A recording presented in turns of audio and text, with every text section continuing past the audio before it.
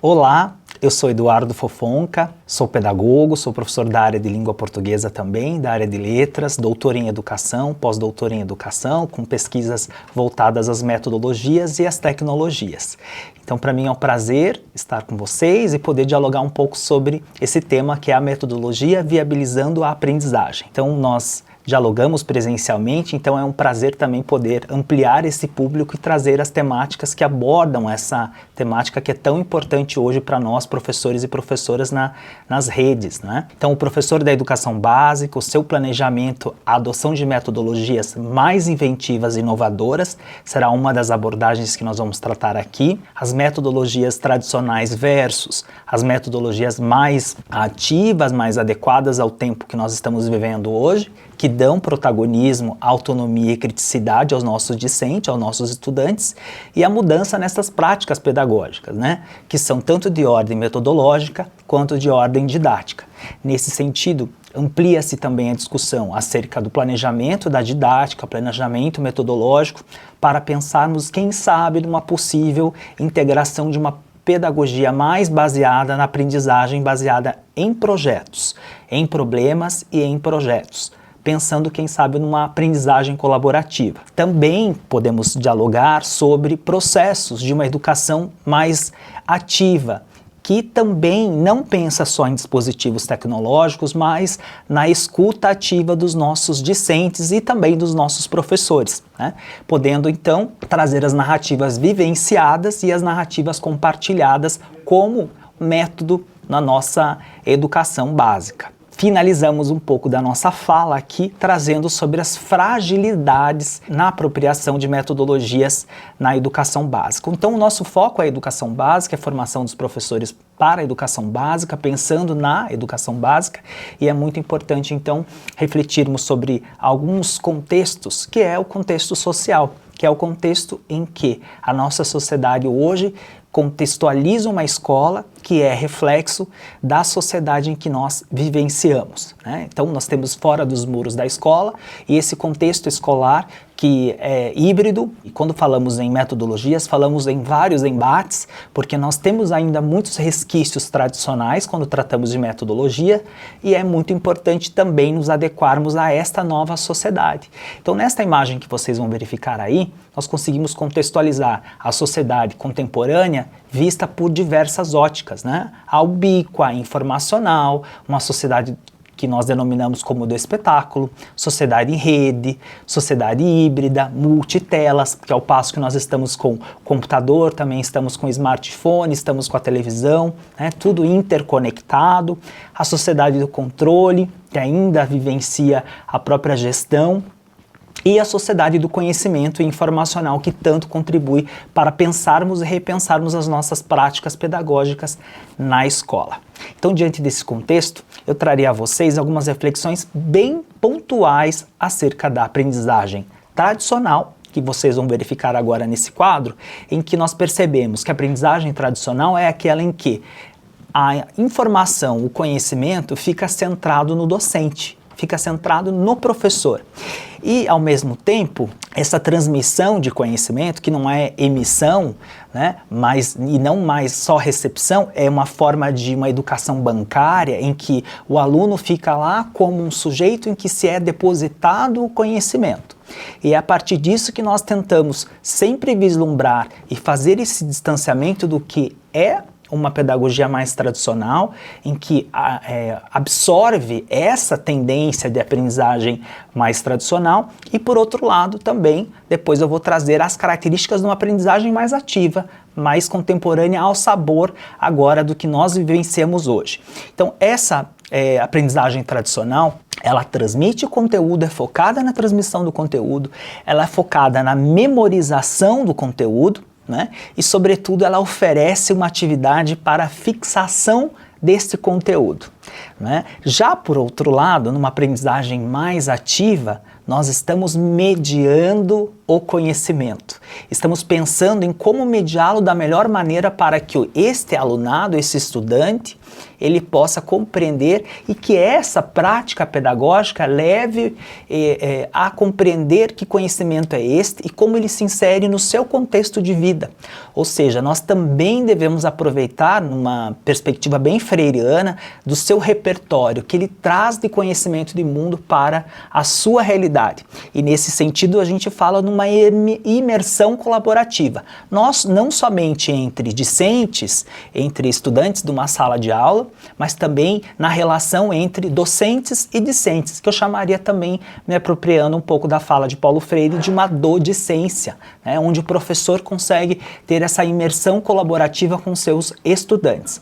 E, acima de tudo, pensar numa aprendizagem ativa é também pensar em novas estratégias, em estratégias mais sensíveis para conseguirmos fazer com que este conteúdo que era denominado, trazido lá, por uma pedagogia mais tradicional e por uma pedagogia versada numa aprendizagem tradicional, seja então incorporada e vista por uma aprendizagem ativa, mais ativa, né? Mais ativa, inovadora, inventiva e que, sobretudo, pense em estratégias que esse conhecimento possam ganhar vida aos olhos dos estudantes. Ganhando vida em que sentido? De que modo? Né? Quando eles fazem parte da realidade deles, partem de seu repertório, de seu conhecimento de mundo e com isso tem uma significação diferenciada. Eles conseguem ver a significação desse conteúdo que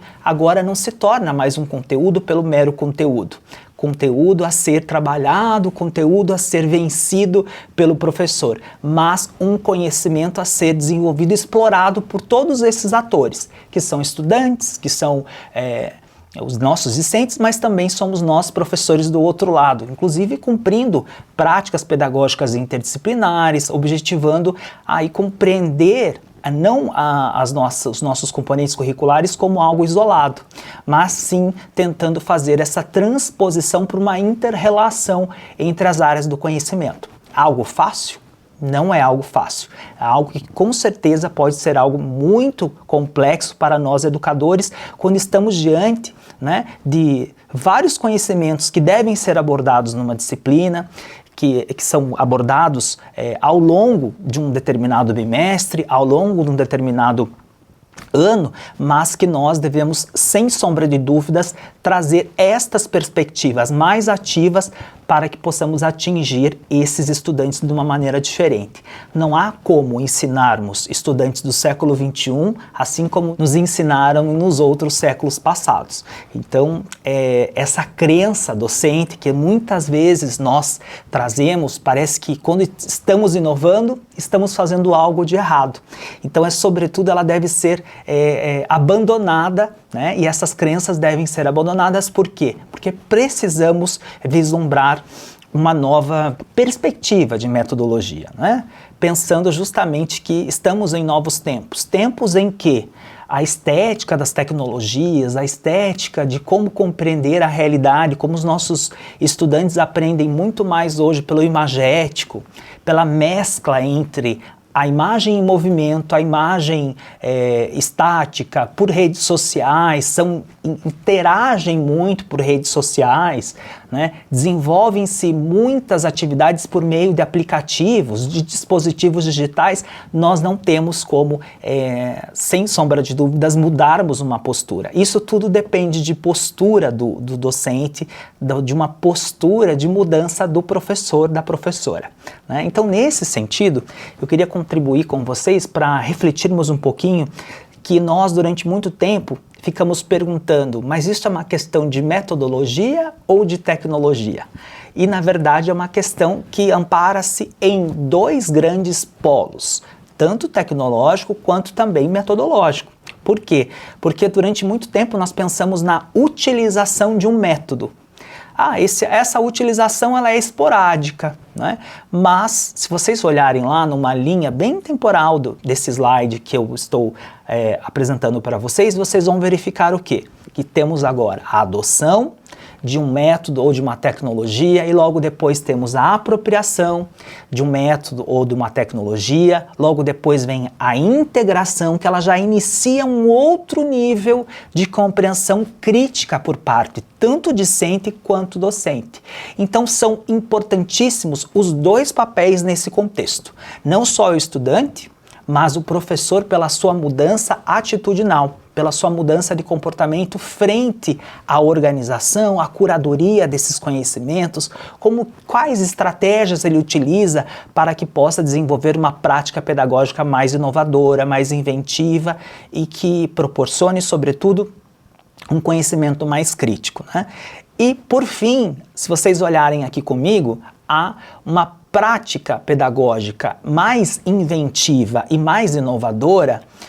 Quando nós chegamos nesse nível, né, do conhecimento estruturado, né, que é um significante de todo o contexto de vida que ele traz para o contexto da sala de aula, vocês vão identificar que nós estamos realmente transformando a simples informação que está lá nas redes sociais para conhecimento que está disponível não só na sala de aula, mas é ubíqua, está em todos os contextos de ensino e de aprendizagem. Eu diria que para nós, professores, não há limites para que o nosso estudante compreenda que ele pode aprender em qualquer momento, em qualquer espaço. Então estamos diante de espaços e tempos inovadores, né? Pensando que essa ubiquidade tecnológica, ou essa hipermobilidade nos possibilita mudarmos de metodologias e, com isso, nos aproveitarmos, nos apropriarmos dessas concepções para que isso seja válido no contexto da sala de aula. É uma tarefa, eu diria, muito complexa. Sim, porque nós temos professores das mais variadas formações, professores que estão em vários tempos e espaços diante desse contexto em que hoje atuam numa mesma escola, mas que tiveram suas formações, possuem suas formações continuadas, mas sobretudo é importante refletirmos que somos um coletivo e devemos pensar juntos nessa nova proposição metodológica. É algo tão novo assim? Não. Por que eu diria não? Porque quando vocês revisitam Paulo Freire, por exemplo, vocês vão verificar que há várias concepções que cabem muito quando tratamos de metodologias ativas, por exemplo. Né? O protagonismo estudantil, né? A fala que não é mais transmissiva, ela tem que ter significado ao estudante, né? Essa imersão do estudante nesse mundo do conhecimento são fatores que nos fazem refletir exatamente nessa linha, nessa escadinha em que eu coloquei da utilização de um método até a inovação, que é quando nós conseguirmos inovar nas nossas práticas pedagógicas, tá? Então, mudando um pouquinho agora, eu queria repensar essas metodologias, pensando em como construir perfis mais ativos, né, e inventivos na educação básica. Esse questionamento, ela faz nos trazer algumas questões que são muito relevantes. Relevantes porque mexem com o nosso atitudinal, mexem com a nossa mudança, trazem mudança de comportamento, trazem inquietação. E é muito importante, quando nós paramos para pensar sobre as nossas metodologias, o que será que muda, né? Eu trago ali até uma imagem, as velhas atitudes, os velhos resultados. Nós não vamos conseguir mudar os nossos resultados, trazer uma compreensão de escola atual, contemporânea, em que é crítica e que ao mesmo tempo é inventiva, para uma escola em que não possui um projeto político-pedagógico que também consagra essas características, preconiza tais características e, sobretudo, sobre como esses professores podem transformar as suas práticas diante de um novo plano de ensino, de um novo planejamento, né? Então, por isso que é importante. Se temos velhas práticas, velhas atitudes, também teremos resultados que não conseguem dar conta do que nós estamos vivenciando hoje. O tema metodologias ativas pode ser um pouco de modismo, mas as características de tal metodologia podem colaborar, corroborar para que o nosso pensamento seja de algum modo mudado, não totalmente, porque o objetivo nosso numa formação, numa discussão como essa, não é mudar como o professor trabalha, mas influenciá-lo, né, e sensibilizá-lo a trazer novas práticas, observar-se enquanto ocorre a sua aula, colocar posicionamentos diferenciados, né? Dar voz ao estudante. Então tudo isso é muito importante quando pensamos numa educação em que prima por uma metodologia mais contemporânea. Ao tratarmos de metodologias, o que se torna mais apropriado seria definir, conceituar ou conceber. Eu queria trazer essa reflexão porque quando discutimos metodologias, o que fica mais viável, mais coerente diante desse contexto de uma discussão metodológica?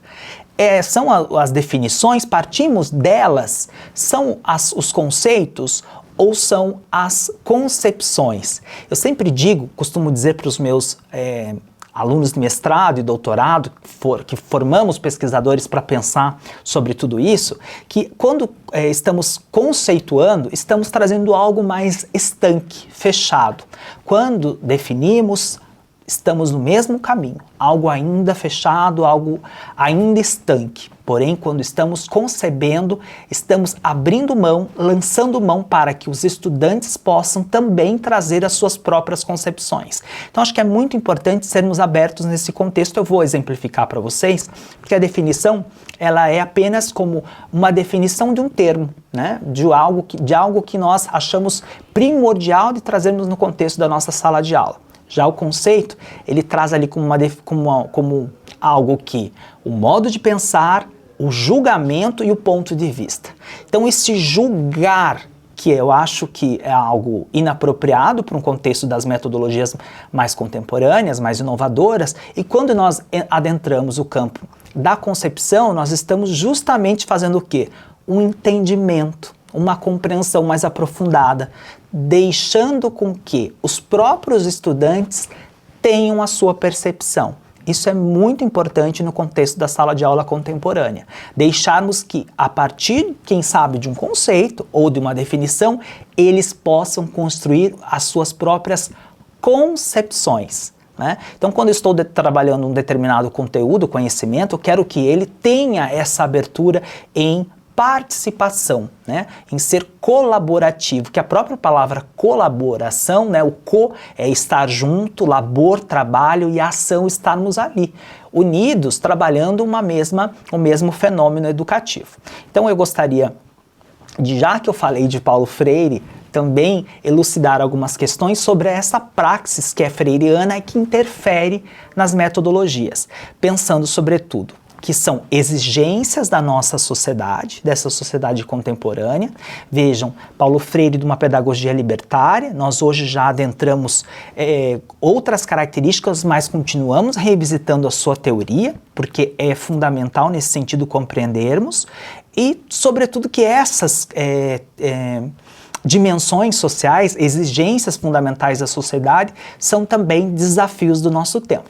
E diante disso eu trago um pensamento dele sobre os desafios do nosso tempo, que eu vou fazer a leitura para vocês e gostaria que vocês acompanhassem comigo, que é sobre o que ele acha, o que ele pensa naquele determinado tempo de suas pedagogias libertárias, como é pensar o tempo, como é pensar este tempo, e que cabe muito bem, é extremamente atemporal, e vocês vão perceber o quanto esse excerto, essa citação, faz com que nós possamos compreender esse momento vivenciado, vivido, pensando em prática pedagógica, pensando em metodologia e, sobretudo, pensando na docência. Então vamos lá.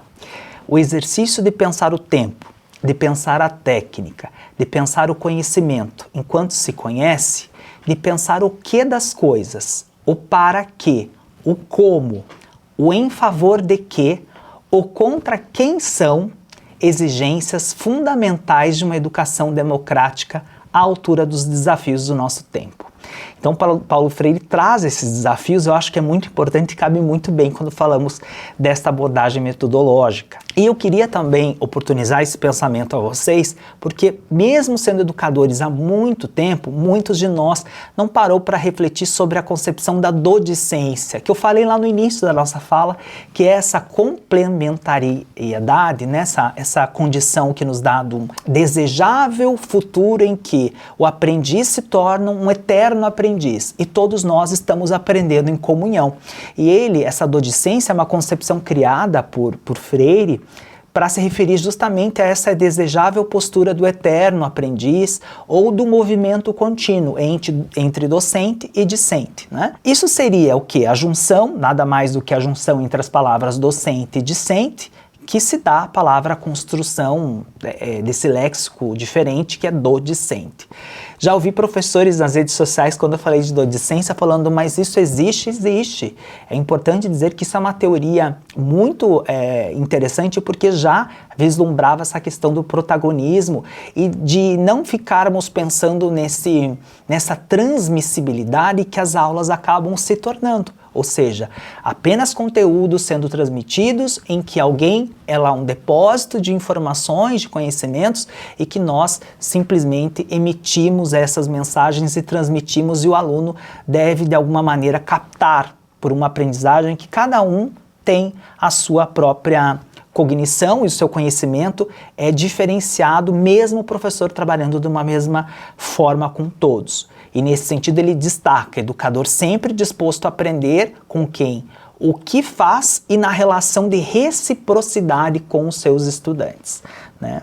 Então, esse modelo, essa concepção de docência, ela traz a nós uma série de rupturas, de modelos paradigmáticos que vão se rompendo, né? É um modelo justamente libertário, que se opõe ao modelo antidemocrático, é autoritário e antidemocrático porque ele acaba gerando uma série de opressões, né? É o mesmo discurso da opressão, do oprimido e do opressor. Então isso que nós queremos fugir, justamente para que todos tenham possibilidade de mudar essa fuga, ter essa fuga de um modelo de educação bancária, que nós chamamos de educação democrática, que é aquela que gera e ao mesmo tempo amplia, né, o senso crítico e a autonomia dos nossos discentes. Nesse contexto, as metodologias ativas, que parecem algo que surgiu apenas nos anos 2000, vão tendo significado, né? Porque, se vocês observarem nessa imagem agora, ela traz o educador como mediador, o trabalho colaborativo, todas essas questões que nós estamos dialogando aqui como premissas, como características importantes de serem trabalhadas para que você possa se dizer que tem uma metodologia ativa. Por exemplo, a mão na massa, essa cultura maker, a questão do aprender a fazer, né, com vários tipos de objetos, vários tipos de ferramentas, o estudante como protagonista, as tecnologias como ferramentas ou como suporte, subsídios, dispositivos que podem colaborar com a nossa prática pedagógica. Nesse sentido, aqui nesse slide vocês vão verificar a autonomia, né, que isso recomenda ao trabalharmos com uma metodologia ativa, que o nosso estudante seja mais autônomo, tenha senso crítico e criativo, possa ser engajado, possa ter empatia e cooperar com os demais colegas e, sobretudo, conseguir resolver problemas reais da vida social cotidiana, né? Então, diante disso, eu também trago um outro viés que complementa esse, que é a aprendizagem baseada em projetos. É algo bem importante de vocês verificarem, porque quando eu falo em pedagogia de projetos, eu estou falando num projeto político-pedagógico da escola em que versa e traz essa possibilidade como uma metodologia para a escola toda. Mas quando eu falo em aprendizagem baseada em projetos, eu estou oportunizando que o meu professor, o professor daquela escola, ou eu como docente, oportunize um outro olhar metodológico na relação com o meu estudante. Isso eu trago algo mais original, mais inovador, o aluno tem poder de escolha, porque ele pode escolher o tema, diante disso, um tema gerador e desenvolver a sua aprendizagem baseada em projetos. E eu falo muito sobre autoaprendizagem nesse contexto, porque ela ocorre, né? Simplesmente porque o nosso aluno, ele revisa e ele, ao mesmo tempo, ele se autocritica as fases que vão tomando conta e vão tomando corpo do seu projeto. E, nesse sentido, ele reflete sobre o processo de alfabetização digital, sobre o seu processo de interpretação, sobre o seu processo de internalização desses conhecimentos. E, além disso, a gente pode explorar com esse espírito, né, de um aluno mais engajado, ter um problema numa questão norteadora que vai favorecer a apresentação de um projeto lá ao final, né, para que ele tenha esse conhecimento, realmente todas as etapas de uma aprendizagem baseada em projetos sendo desenhadas para que ele consiga compreender como é trabalhar dessa maneira.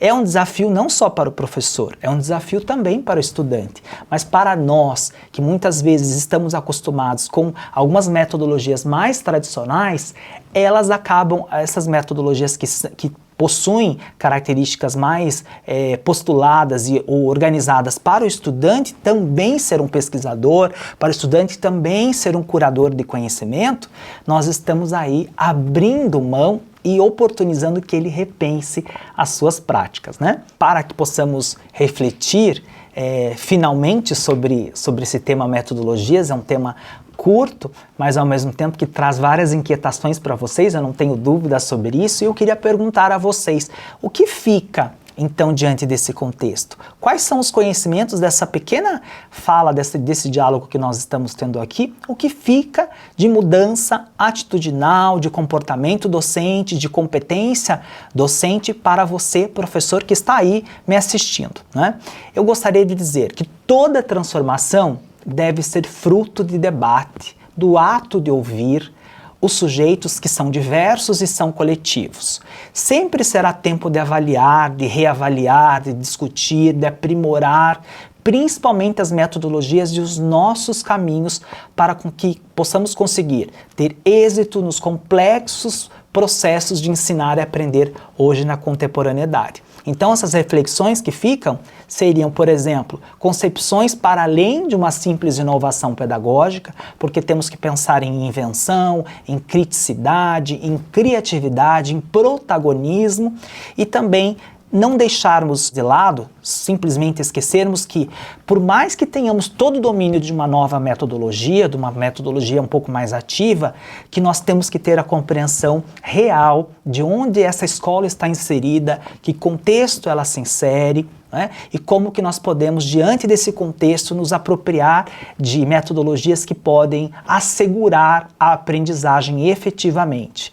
E sempre termos em mente, professores e professoras, que nós temos que aprimorar caminhos. Nós nunca estaremos prontos, mesmo com 20, 30 anos de docência, nós estamos sempre em busca de algo que possa nos aproximar dos nossos estudantes, com efetividade, com sensibilidade, com estratégias para que eles aprendam e possam ser inseridos nesse mundo tão diversificado, tão multifacetado que é a atual sociedade do conhecimento.